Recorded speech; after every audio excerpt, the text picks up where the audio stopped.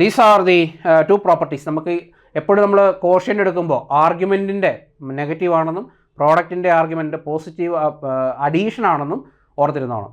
Okay, quotient എടുക്കുമ്പോൾ ആർഗ്യുമെൻസിൻ്റെ ഡിഫറൻസും product എടുക്കുമ്പോൾ ആർഗ്യുമെൻസിൻ്റെ സമ്മുമാണ്. അത് ചിലപ്പോൾ നമുക്ക് ഈ എക്സാമിന് കയറുമ്പോൾ ഇത്രയും കാര്യങ്ങളൊക്കെ പഠിച്ചിട്ട് പോകുമ്പോൾ ചിലപ്പോൾ നമുക്ക് മറന്നു പോകാനുള്ള സാധ്യതയുണ്ട്. സോ അക്കാര്യങ്ങളും നമ്മൾ പ്രധാനമായിട്ട് ഓർത്തിരിക്കണം. Hi, welcome to Entri. ഇന്ന് നമ്മൾ മാത്തമാറ്റിക്കൽ ഫിസിക്സിലെ കോംപ്ലക്സ് അനാലിസിസ് ആണ് ഡിസ്കസ് ചെയ്യാനായിട്ട് പോകുന്നത്. അപ്പോൾ ഏതൊരു മത്സര പരീക്ഷകൾക്കും ഫിസിക്സ് ബേസ്ഡ് ആയിട്ടുള്ള PG ലെവലിലുള്ള സിലബസ് ഉള്ള ഏത് മത്സര പരീക്ഷകൾക്കും ഈ കോംപ്ലക്സ് അനാലിസിസ് എന്ന് പറയുന്നത് വളരെ ഇമ്പോർട്ടൻ്റ് ആയിട്ടുള്ള ഒരു ടോപ്പിക്കാണ്. നമുക്കറിയാം, കോംപ്ലക്സ് അനാലിസിസിൽ റെപ്രസെൻറ്റേഷൻ ഓഫ് കോംപ്ലക്സ് നമ്പറുകൾ മുതൽ കോംപ്ലക്സ് ഇൻ്റഗ്രേഷൻ എങ്ങനെയാണ് ചെയ്യേണ്ടത്, പല ടൈപ്പ് ഓഫ് കോംപ്ലക്സ് ഇൻ്റഗ്രേഷൻസ് വരെ നമ്മൾ ഡിസ്കസ് ചെയ്യുന്നുണ്ട്. ഇപ്പം നമ്മൾ PG ലെവലിലൊക്കെ കോംപ്ലക്സ് അനാലിസിസ് നമ്മൾ അത്ര കാര്യമായിട്ട് പഠിച്ചിട്ടുണ്ടാവില്ല.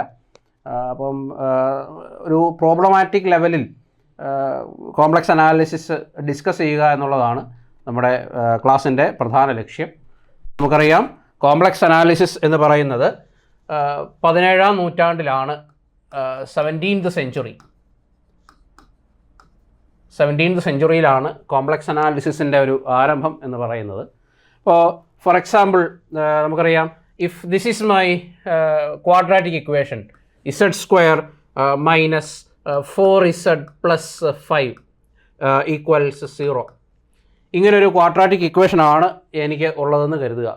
So if I want to solve this quadratic equation, so I have to do എന്തായിരിക്കും നമുക്കറിയാം, z equals minus b plus or minus under root b² minus 4ac divided by 2a.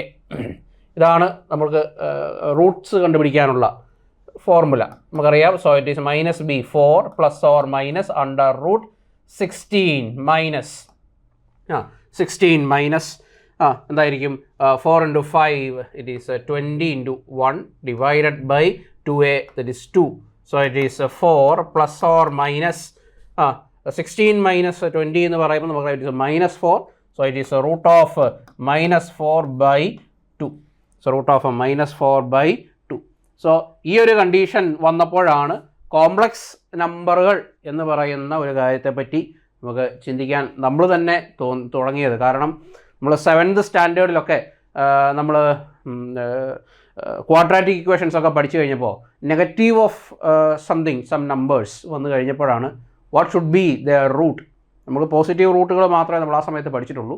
അപ്പോൾ എങ്ങനെയാണ് negative റൂട്ടുകൾ വരിക എന്നുള്ളൊരു കാര്യം നമ്മൾ ചിന്തിച്ചത്. പിന്നീടാണ് നമ്മൾ കോംപ്ലക്സ് നമ്പറുകൾ എന്ന് പറയുന്ന ഒരു ശാഖയിലേക്ക് നമ്മൾ പോയത്. പിന്നെ നമുക്ക് മനസ്സിലായി എല്ലാ നമ്പറുകളും കോംപ്ലക്സ് ആണ്. കോംപ്ലക്സ് നമ്പറുകളാണ് ജനറലൈസ്ഡ് നമ്പേഴ്സ് എന്നുള്ളതും, നമ്മൾ പഠിക്കുന്ന റിയൽ നമ്പേഴ്സ് എന്ന് പറയുന്നത് it's A special case of that complex number എന്നുള്ളതും നമുക്ക് പിന്നീടാണ് നമുക്ക് മനസ്സിലായത്.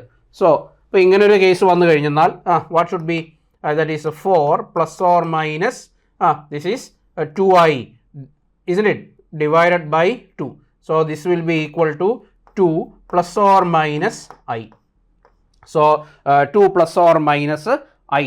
So this 2 belongs to this real part, and I, this 1i belongs to the imaginary part. So this whole number is complex, and though this is complex, this 2 belongs to the real part. ഇതൊക്കെ നമുക്ക് അറിയാവുന്നതാണ്.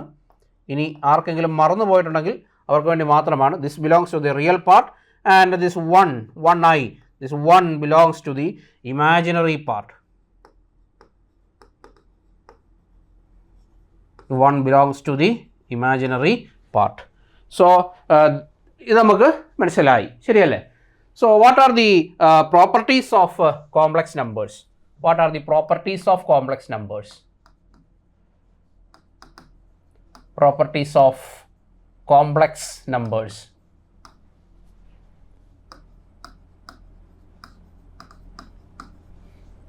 Properties of complex numbers. എന്താണ് properties? So let us discuss the first property. So the first property is complex numbers obey the closure property. Complex numbers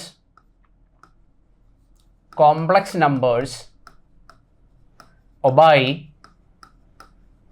closure property. Obey closure property.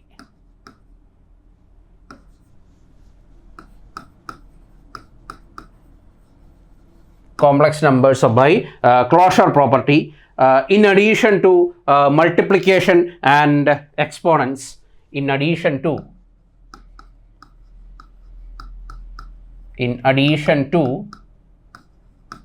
multiplication and exponents. Multiplication and exponents.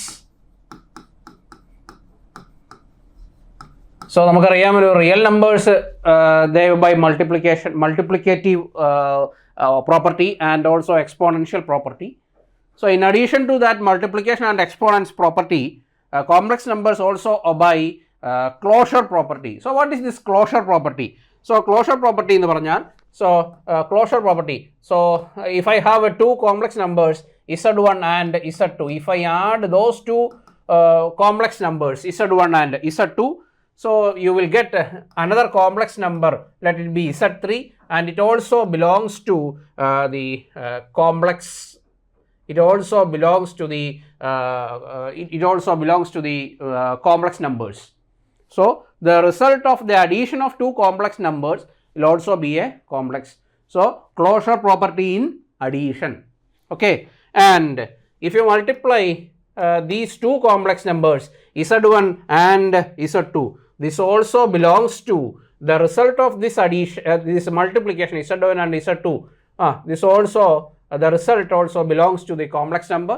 So that is a closure property of closure property in multiplication. Closure property in multiplication. And third property is the exponential in the exponential case. So z1, if I raise this z1 with respect to z1 power z2, the result of this also belongs to the complex domain. This also belongs to the complex domain.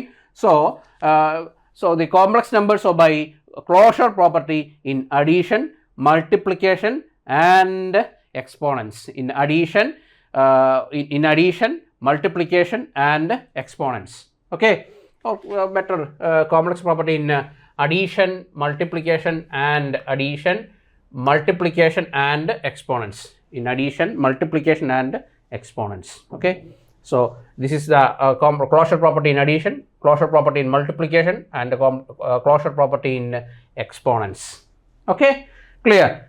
So the next property is the existence of identity. Existence of identity. Existence of identity.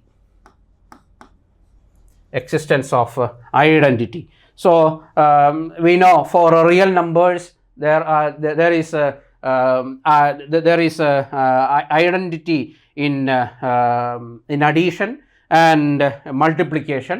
So in the same way for complex numbers also we will have additive identity and multiplicative identity. So what is the additive identity? So if this is the complex number z plus 0 will give you z. So 0 is the additive identity. So 0 is the additive identity. ഇതൊക്കെ നമുക്ക് അറിയാവുന്ന കാര്യമാണ്. 0 is the additive identity. So next multiplicative identity. So if z is a complex number and the multiplicate for getting the same result, so z into 1 will give you z, and 1 is the multiplicative identity. Multiplicative identity. So z into 1 will give you z, and 1 is the multiplicative identity. Clear? And next one is the existence of inverse. Third property is the existence of inverse. Existence of inverse. So നമുക്കറിയാം നമ്മൾ real നമ്പേഴ്സിൻ്റെ കേസിൽ additive ഇൻവേഴ്സും ഉണ്ട്, multiplicative ഇൻവേഴ്സും ഉണ്ട്. So same as that of complex the real numbers, the complex numbers also possess multiplicative inverse and also additive inverse. So in the case of addition, z plus minus z will give you 0, and for the inverse of z in the case of multiplication is minus z. So this is the additive inverse. Additive inverse. Additive inverse. Clear? And then in the case of multiplication, z into 1 by z, z into 1 by z will give you 1, and this 1 by z is the multiplicative inverse. Multiplicative inverse. Multiplicative inverse to z. Clear? So these are the 3 properties that we need to understand. മനസ്സിലായി എന്ന് കരുതുന്നു. So the next thing that we are going to discuss is about the representation of a complex number. Representation of a complex number. Representation of a complex number. Representation of a complex number. So എങ്ങനെയാണ് ഒരു complex നമ്പറിനെ represent ചെയ്യേണ്ടത്? Okay, so നമുക്കറിയാം A complex number z is usually represented as x plus iy. X plus iy. So this complex number is often represented as z equals x comma y. X comma y. So this x belongs to the real part. X belongs to the real part and y belongs to the imaginary part. Imaginary part. Y belongs to the imaginary part. Clear? So ഈ representation എങ്ങനെ നമുക്ക് ഒരു Cartesian റെപ്രസെൻറ്റേഷനിലും ഒരു polar റെപ്രസെൻറ്റേഷനിലും എങ്ങനെ നമുക്ക് ഇതിനെ represent ചെയ്യാം, ഒരു പോളാർ ഫോമിൽ നമുക്ക് എങ്ങനെ റെപ്രസെൻറ്റ് ചെയ്യാം എന്നുള്ളത് ആദ്യം പഠിക്കണം. കാരണം ഇതെല്ലാം നമുക്ക് ഇനി കുറച്ച് കഴിയുമ്പോൾ നമുക്ക് ആവശ്യമുള്ളതാണ്. സോ അതുകൊണ്ട് നമുക്ക് ഇത് നോക്കാം. So in the case of Cartesian representation, so നമുക്കറിയാം in the case of Cartesian representation we have real axis. This is the real axis. This is the real axis and this is the imaginary axis.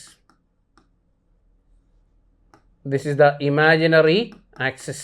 This is the imaginary axis. Y axis imaginary axis ആയിട്ടും x axis real ആക്സിസും ആയിട്ടാണ് നമ്മൾ സാധാരണ എടുക്കുക. ഇതൊക്കെ നമുക്കറിയാവുന്ന കാര്യമാണ്.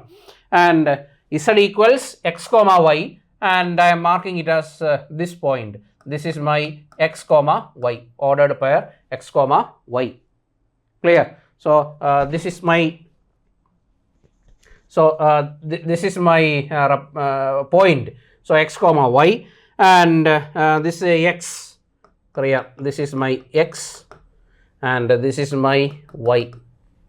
This is my y and this is my x and this is at an angle theta. At an angle theta. അല്ലേ, ശരിയല്ലേ? So this is my modulus. So this modulus, the modulus of this vector will give you the value of z. Clear? So this is the Cartesian representation. Cartesian representation. Cartesian representation. Clear? So ഇതെങ്ങനെയാണ് നമ്മൾ ഒരു സാധാരണ ഒരു vector എങ്ങനെയാണോ നമ്മൾ represent ചെയ്യുന്നത് അതുപോലെ തന്നെ നമുക്ക് ഒരു കോംപ്ലക്സ് നമ്പറിനെ റെപ്രസെൻ്റ് ചെയ്യാൻ പറ്റും. നമ്മളൊരു വെക്ടറിനെ നമ്മൾ റെപ്രസെൻ്റ് ചെയ്യുന്നതാണ് വെക്ടർ എ. അല്ലേ, വെക്ടർ എ നമ്മൾ എങ്ങനെയാണ് റെപ്രസെൻ്റ് ചെയ്യുക? അല്ലേ, സാധാരണ നമ്മളൊരു vector, this is the vector A, position vector or let it be any vector A. So if this is the vector and this is the point x comma y, we will mark it as x I cap plus y j cap. ശരിയല്ലേ? Vector a equals x i cap plus y j cap എന്ന് പറയുന്നത് പോലെ തന്നെ നമുക്ക് ഒരു complex നമ്പറിനെയും നമുക്ക് Cartesian representation വെച്ചിട്ട് നമുക്ക് റെപ്രസെൻറ്റ് ചെയ്യാനായിട്ട് പറ്റും. ക്ലിയർ? സോ അങ്ങനെ നമുക്ക് റെപ്രസെൻറ്റ് ചെയ്യാനായിട്ട് സാധിക്കുന്നതാണ്. So this is how we represent a complex number in Cartesian form. Okay, so whereas in polar form,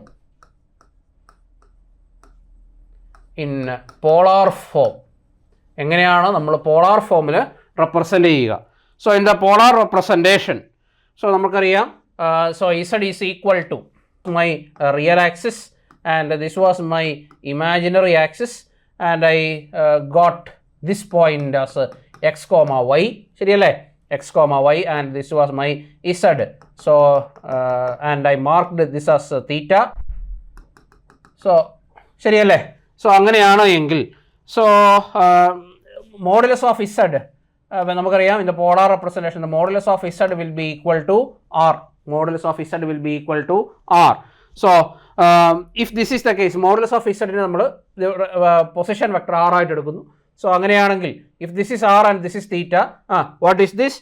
this is R cos theta. This will be R cos theta, ശരിയല്ലേ? So this much distance will be R cos theta and this much distance will be r sin theta. r sin theta, ശരിയല്ലേ?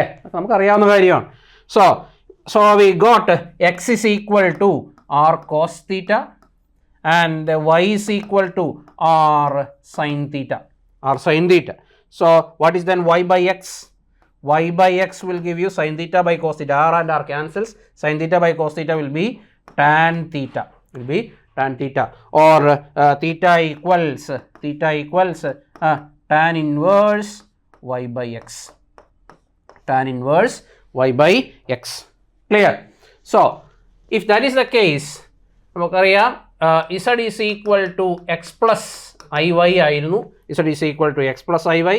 If I substitute for x and y, so z equals, what is x? X is r cos theta. So it is r cos theta plus I into r sin theta. I into r sin theta. ശരിയല്ലേ? So this is I into r sin theta. So if this is the case, r could be taken common. So r taken common. So cos theta plus I sin theta. Cos theta plus I sin theta. So what is cos theta plus I sin theta? Cos theta plus I sin theta എന്ന് പറയുന്നത് എന്താണ്? e raised to I theta ആണ്. e raised to I theta. So നമുക്ക് കിട്ടി z is equal to r e raised to I theta. So z equals r e raised to I theta is the polar analog for the Cartesian form of z equals x plus iy.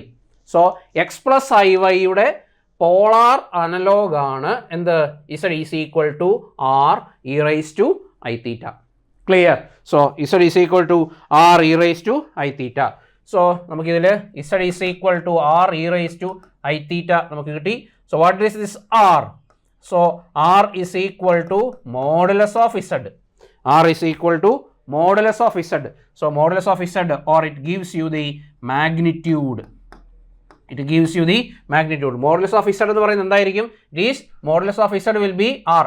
So it will be എന്തായിരിക്കും? under root x square plus y square ആയിരിക്കും, ശരിയല്ലേ? x square plus y square, ശരിയല്ലേ? Modulus of z, modulus of A vector എന്ന് പറഞ്ഞാൽ വെക്ടറിൻ്റെ നോം അല്ലെങ്കിൽ വെക്ടറിൻ്റെ length. ആ length എന്ന് പറയുന്നത് എങ്ങനെ കണ്ടുപിടിക്കുക? നമ്മൾ മുമ്പേ വെക്ടർ നമ്മൾ റെപ്രസെൻറ്റ് ചെയ്തിരുന്നു. Modulus of a is equal to root of X square plus Y square ആയിരുന്നു. if a vector a is equal to x I cap plus y j cap, and what is the modulus of a? Modulus of a is root of x square plus y square, ശരിയല്ലേ? എന്ന് പറഞ്ഞതുപോലെ തന്നെ vector എന്താണോ ചെയ്തത് അതുപോലെ തന്നെ. So അങ്ങനെയാണെങ്കിൽ modulus of z എന്ന് പറയുന്നത് എന്തായിരിക്കും? Root of X square plus Y square ആണ്. Root of X square plus Y square. Clear? So അങ്ങനെയാണോ എങ്കിൽ r എന്ന് പറയുന്നത് എന്തായിരിക്കും? r എന്ന് പറയുന്നത് that is the modulus of z and it is the magnitude. It is the magnitude. Clear? And then what is theta? What is then theta here? Theta is the angle which is made by z to the positive x-axis. Positive x-axis അല്ലെങ്കിൽ positive real axis. Angle of z with respect to the positive x-axis. Theta is the angle. It is the angle between z and positive x-axis and positive x-axis, angle between z and positive x-axis. Clear? So ഈ തീറ്റയാണ് നമ്മൾ എന്ത് പറയുക, argument എന്ന് പറയും. തീറ്റയെ നമ്മൾ argument, we call it as argument. Clear? So theta is the argument. Clear? And modulus z is the r is equal to modulus z is the magnitude and theta is the argument. Is it clear? So I hope this is very clear to you. വളരെ എളുപ്പമാണ്, ശരിയല്ലേ? So അങ്ങനെയാണ് എങ്കിൽ ഈ polar formula റെപ്രസെൻറ്റേഷനും അതിനും കുറേയധികം properties ഉണ്ട്. ആ പ്രോപ്പർട്ടീസ് ഒക്കെ ഇമ്പോർട്ടൻ്റ് ആണ് താനും. Which of the following is correct അല്ലെങ്കിൽ which of the following is incorrect എന്നൊക്കെ പറഞ്ഞ് നമുക്ക് ചോദ്യങ്ങൾ വരാം. സോ അതിലെ പ്രോപ്പർട്ടീസ് എല്ലാം പഠിച്ചിരിക്കുന്നത് വളരെ നല്ലതാണ്. Clear? So let us discuss those properties. So properties.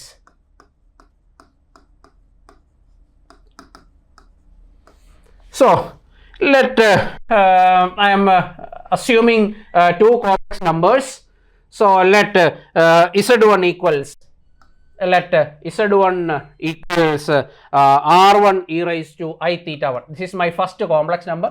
So it is r1 e raised to I theta 1. So r1 e raised to I theta 1. And this is my second complex number, z2 equals sub r2 e raised to I theta 2. So this is my second complex number. So ഇതാണ് എൻ്റെ രണ്ട് complex നമ്പറുകളാണ്. ഈ രണ്ട് complex നമ്പറുകളെ വെച്ചിട്ടാണ് ഞാൻ എൻ്റെ properties ഒക്കെ define ചെയ്യാൻ പോകുന്നത്. നോക്കുക, ശ്രദ്ധിക്കുക. So first one is z1 into z2. z1 into z2. നമുക്കറിയാം z1 എന്ന് പറയുന്നത് r1 e raised to I theta 1 ആണ്. z2 എന്ന് പറയുന്നത് r2 e raised to I theta 2 ആണ്. So what is then z1 into z2? So z1 into z2 equals r1 r2 e raised to I theta 1 into theta e raised to I theta 1 into e raised to I theta 2. So e raised to I into theta 1 plus theta 2. E raised to I into theta 1 plus theta 2. ശരിയല്ലേ? അല്ലേ? So what is the speciality of this? So നോക്കുക. So if I take modulus of z1 into z2, modulus of z1 into z2, modulus of z1 into z2 എന്ന് പറഞ്ഞാൽ എന്തായിരിക്കും? Modulus of z1 into z2 will be modulus of r1 into modulus of r2, modulus of r1 into modulus of r2. ശരിയല്ലേ? So modulus of z1 into z2 equals modulus of r1 into modulus of r2. Modulus of r1 എന്ന് പറയുന്നത് എന്താണ്? Modulus of z1 എന്ന് പറഞ്ഞാൽ modulus of into modulus of z2. So modulus of z1 z2 equals modulus of z1 into modulus of z2. നമ്മൾ മോഡുലസിൻ്റെ കാര്യം കഴിഞ്ഞു. So modulus എന്ന് പറയുമ്പം ഈ ആർഗ്യുമെൻറ്റിൻ്റെ ഭാഗം മോഡുലസിന് വരുമോ? ഇല്ല. സോ ആർഗ്യുമെൻ്റ് ഒഴികെയുള്ള ബാക്കി ഭാഗമാണ്. So modulus of z1 into z2 equals modulus of r1 into modulus of r2. Modulus of r1 എന്ന് പറയുന്നത് മോഡുലസ് ഓഫ് z1 ആണ്. മോഡുലസ് ഓഫ് r2 എന്ന് പറയുന്നത് മോഡുലസ് ഓഫ് z2 ആണ്. So z1 z2 equals z1 into z2 modulus. Clear? So then argument of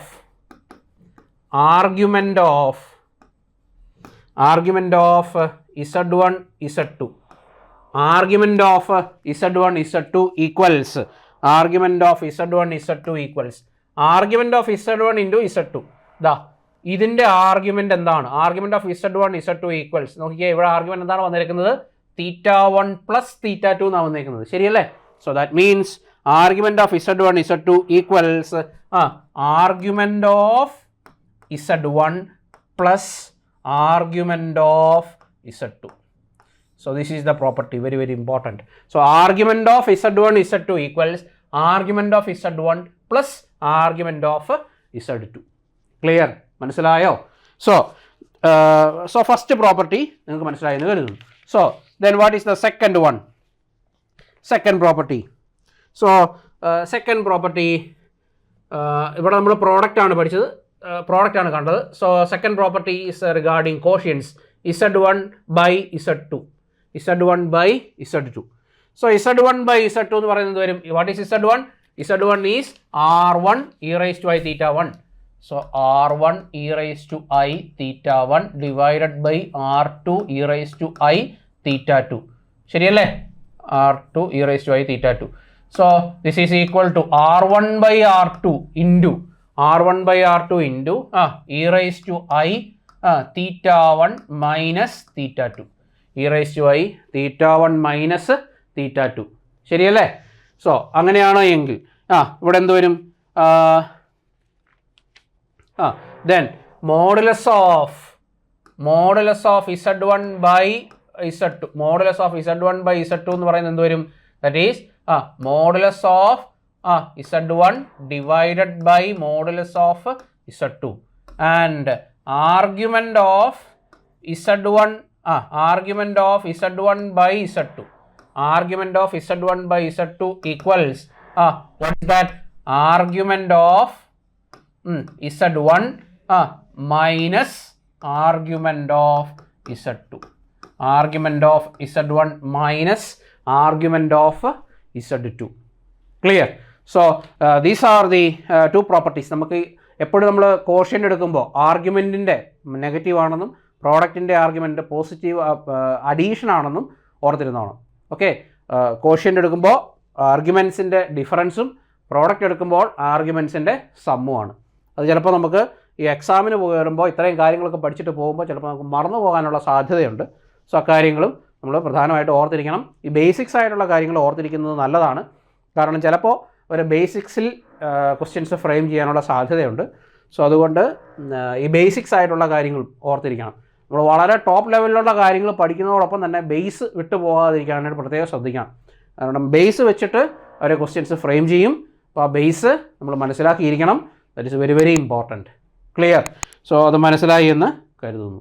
okay, so I hope this introduction is very clear to you. So ഇതിൻ്റെ basics മനസ്സിലാക്കുക.